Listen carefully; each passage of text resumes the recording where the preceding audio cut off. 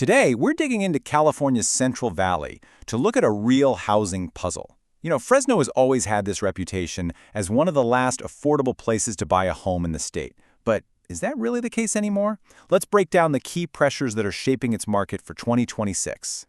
Okay, so right off the bat, you're hit with this massive contradiction. On one side, you have the idea of Fresno as this affordable haven in a crazy expensive state. But then you look at the hard numbers, and they tell a completely different story. A staggering 83% of local households simply cannot afford to buy a brand new home here. So how can both of these things be true at the same time? What is going on? To get to the bottom of this, we've got to start with the squeeze on new homes. This is what we're calling the builder's dilemma. And honestly, this is where the whole affordability problem really gets its start. You see, building a house doesn't just start with a hammer and some nails. It starts with a piece of land. And just getting that raw land ready for construction is a huge, and I mean huge, time-consuming challenge. Best case scenario, we're talking a year and a half just to get through all the permits and approvals. Worst case, that can stretch out to 3 full years. 3 years before you can even break ground. And that long, unpredictable process, well, it gets incredibly expensive. You've got all the costs from that lengthy approval process, you've got fees to deal with environmental impacts, and then you have to pay to connect to all the existing infrastructure. These are not small expenses. And, they all have to be paid for by someone. So, you might be asking, where do all those costs end up? Well, Corrine Demetrios from D.R. Horton, one of the biggest home builders in the country, she puts it very simply. All of those delays and all of those fees get passed directly on to you, the home buyer. As she says, it just drives up the cost of housing. Plain and simple. So the big question is, what does that final cost actually look like? Well, here it is. The median price for a new home in the Fresno area is nearly $600,000. Let that sink in. Almost $600,000 for a new home in a market that's supposed to be affordable. And that price tag, that nearly $600,000 number, it puts new construction way out of reach for the vast majority of people who actually live there. We're talking almost 83% of local households are completely priced out. That leaves only about 17% who can even think about affording a new home. That's a direct result of all those development challenges we just talked about. Okay, so new homes are off the table for most people.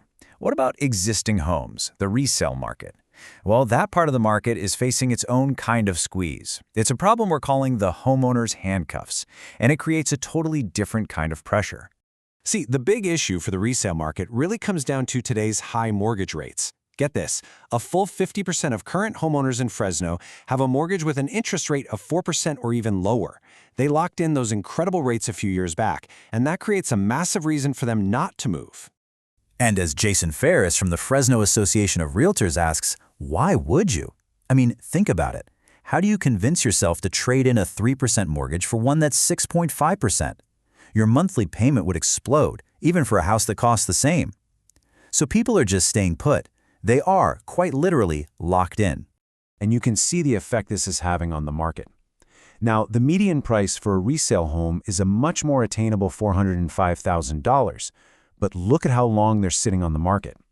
The average time to sell has doubled, from just 1 month to 2. So even with a little more inventory out there, those high mortgage rates are making the whole market really sluggish. So let's recap. We have a squeeze on new homes because of development costs, and we have a squeeze on existing homes because of high mortgage rates. Yeah, it sounds pretty bleak, right?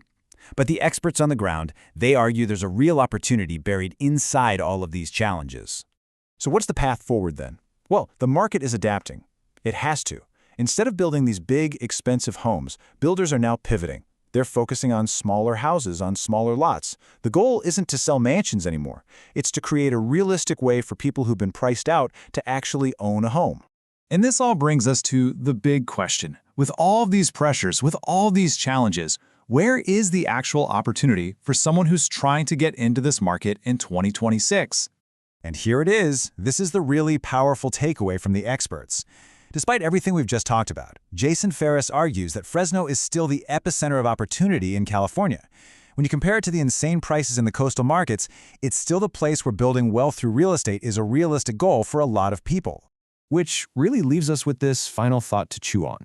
Maybe Fresno isn't affordable in the way we used to think of it. Maybe being California's last affordable market today just means navigating a completely new and different set of challenges to find that opportunity.